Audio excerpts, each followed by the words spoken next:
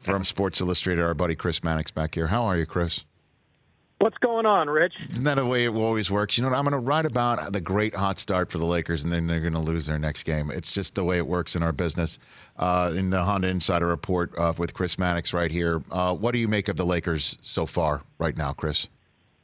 I mean, they're, regardless of what happened in Indiana, they are well ahead of virtually everyone's expectations. I mean, there are things with the Lakers that you should have expected. I mean, Anthony Davis looking like the MVP that he has played like for the last few years is to be expected. LeBron continuing to be an offensive juggernaut is expected, but they've succeeded because of so many things you didn't expect. LeBron being a two-way player really for the first time since he played in Miami. Frank Vogel being the right man at the right time for that job and really pushing all the right buttons. The supporting cast that Rob Pelinka put together, you know, one of the stats I look at with the Lakers that's really impressive is the fact they're in upper half of the NBA three-point shooting team. I mean, they've been as high as fifth in some of the numbers I looked at recently in three-point shooting. If they finish the season, Rich, as a top 5 three-point shooting team, it's a wrap. Nobody's going to beat them because if you can space the floor with those two monsters out there in LeBron and AD, you're going to beat everybody. So there's no way you could have foreseen this team being this good at this point of the season. Well, and you knew that LeBron was hearing criticisms, et cetera, when he's been tweeting out, as you point out in your column, the hashtag of washed king and using that as fuel for his fire. But do you think the fact that he is, as you pointed out, a dynamite two-way player for the first time since Miami is the fact that he actually took April, May, and June off for the first time in a long time? Do you think that has something to do with it? I think that's a big part of it. I mean, to point out the amount of rest he's received this past off season is, you know, it's virtually unprecedented for him. And really ever since like 2007, he was playing in conference finals and beyond. So throw in the Olympic cycles he's been a part of, and he's been constantly on the go. So I think that's definitely part of it. I do think, I wrote something early in the season on LeBron's relationship with coaches and with Frank Vogel in particular. I do think that there's a sense of urgency in LeBron to take advantage of opportunities when they present themselves. And, you know, this is an opportunity. We know what the NBA looks like. It's wide open for the first time in a long time. The era of the three-star teams is basically over, at least for now.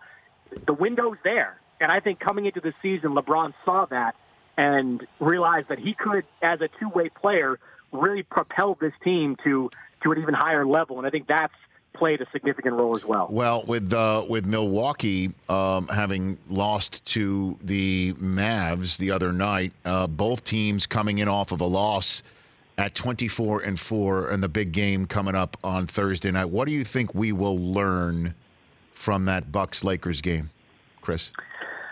Well, I mean, I think it's a bar for both these teams.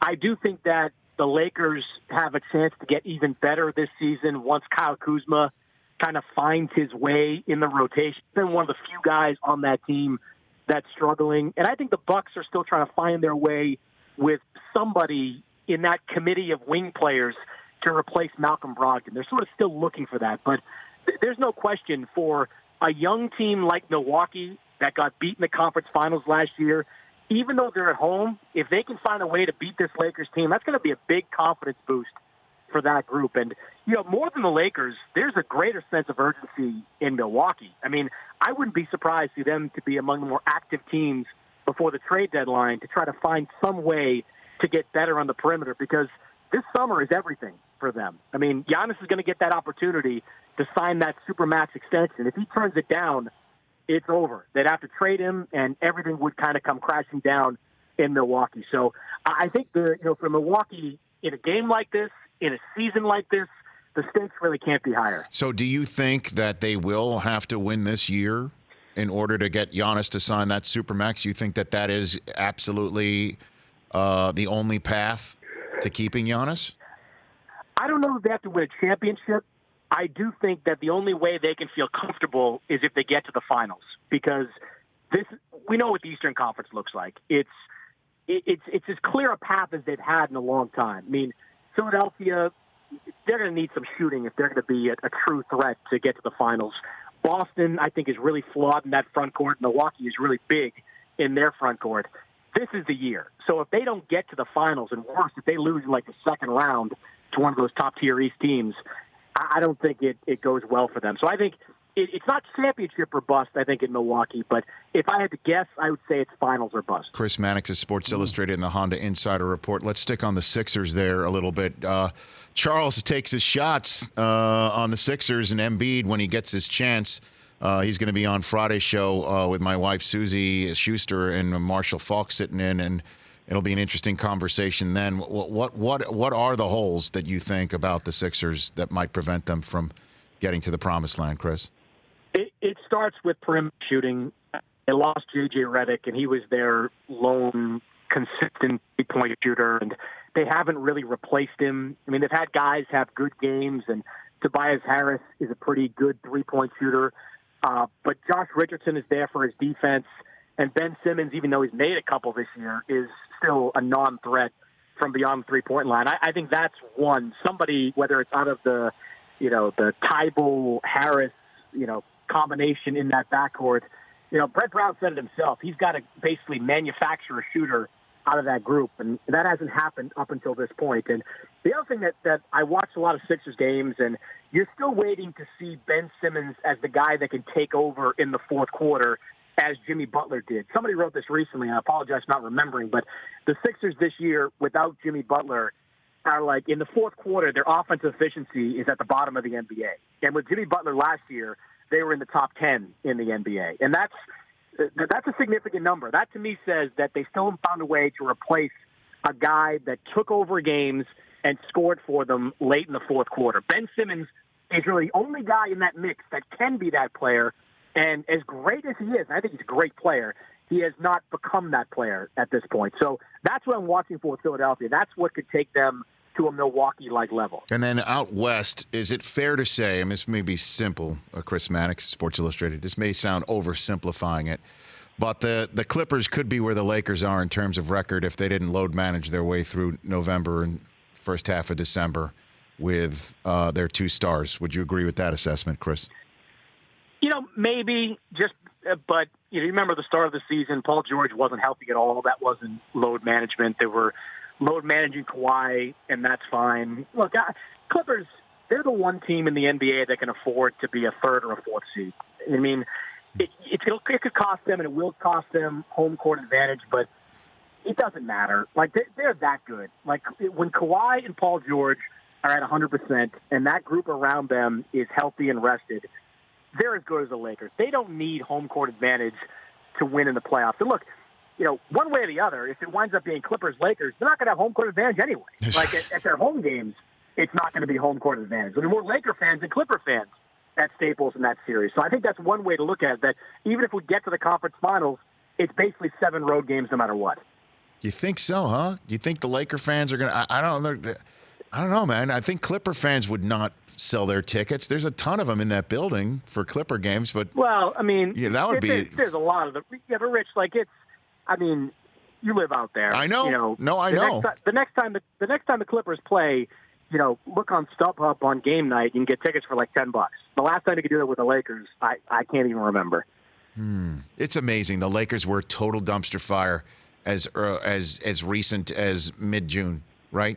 I mean, just watching the finals, obviously, that they didn't even make the playoffs, and wondering about how the lottery kind of went their way, and even the acquisition of Anthony Davis. It was being accused of Pelinka of not pulling the trigger at the proper time and costing them the ability to maybe sign somebody else, and then Kawhi doesn't come, and they don't get their super team, and Vogel and Kidd are going to be a total mess. And now here we are, they're 24-4. I've never seen a general consensus of this team doesn't know what it's doing and the future is terrible to, man, they're the best in the NBA.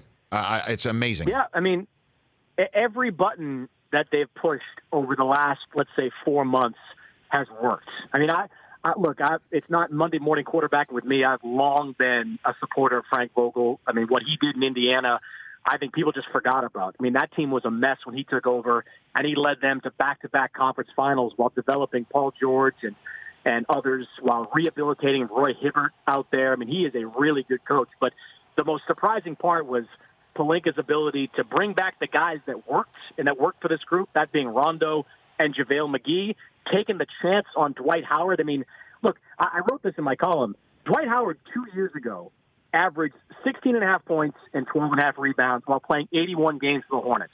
And the only offer he had then was a 1-year-plus offer from the Washington Wizards. Even if you knew nothing else about Dwight Howard, that says everything you need to know, that a guy averaging 16 and 12 at the center position could only get one offer. But he has come in there and actually backed up his talk. He has said, I'll be a role player. I don't care about numbers. I'll come off the bench. And he's done exactly that for the first time in his career. That's one button that you never would have expected to be as impactful. Couple of minutes left with Chris Mannix of Sports Illustrated and the Honda Insider Report. Okay, Zion.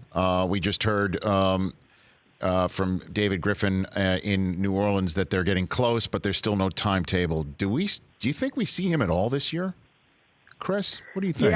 Yeah. The injury.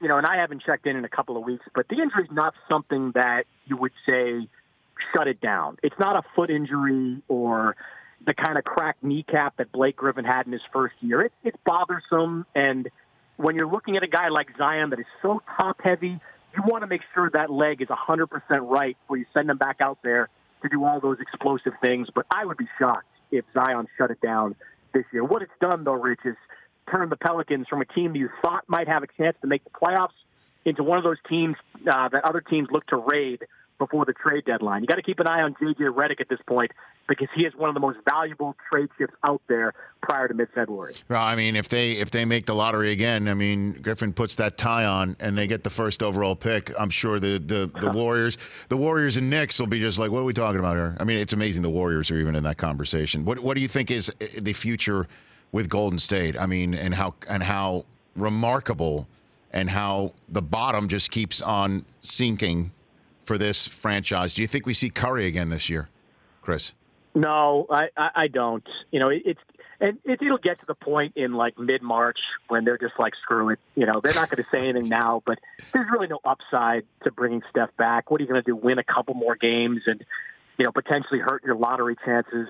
Look, the thing that scares people across the league more than anything is the idea that the Warriors at some point in the offseason can package D'Angelo Russell and a top 5 pick for something good. And, I said at the top of this conversation, Rich, that the era of the super team and 3-star teams is over for now. That can bring it back. Yes, it can. If you can package Russell and a top 5 pick, yeah, you're going to get something really, really good in that mix. Like who? What do you think?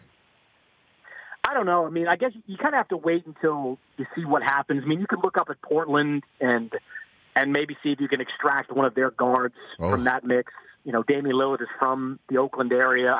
It's just too early to tell, but that's as good a package as you can put together for a trade proposition. Because Russell could be an all-star this year. I don't know. Too early to tell. Right. You have an all-star guard in his early 20s and a top 5 pick. You're not going to get a much better trade package than that. And last one for you, Chris. How is David Stern? Do you know? I mean, what a horrible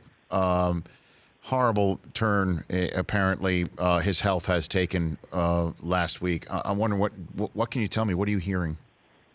Yeah, I mean, nothing specific, just that when I talk to people in the league office and people who talk to people in the league office, there's just an overwhelming amount of concern, about his condition right now and how he's going to come out of it. I don't think anybody knows for sure, but very concerned. I mean, you don't hear – if there was optimism, you'd probably hear it, and you'd hear people say, it's going to be okay, it's going to be okay. You're just not hearing that right now in either public statements or private ones. So I think everybody – at least the ones that I've talked to are just kind of hoping for the best. Yeah, we all are. I heard that. I was so crestfallen to hear that. I mean, talk about a brilliant man, and that what might that what ails him is his brain. I mean, of all things, right? I mean, this man's brain. What a mind.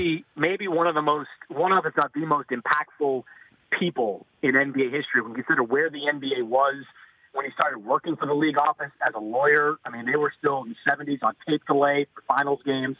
To kind of how he sort of steered this league into the the television monster that it is today with some of the youngest demographics of any of the four major sports. I mean, he deserves a ton of credit for where the shape the NBA is in right now. Thanks for the call, Chris. Always enjoy our chats immensely. And I hope our conversations get more frequent as the season heats up. Thanks for the call. Okay. Anytime, Rich. You got it. That's Chris Mannix, at SI Chris Mannix on Twitter. For more of The Rich Eisen Show, tune to Audience Channel 239 on DirecTV for free on BR Live or download the Rich Eisen Show app.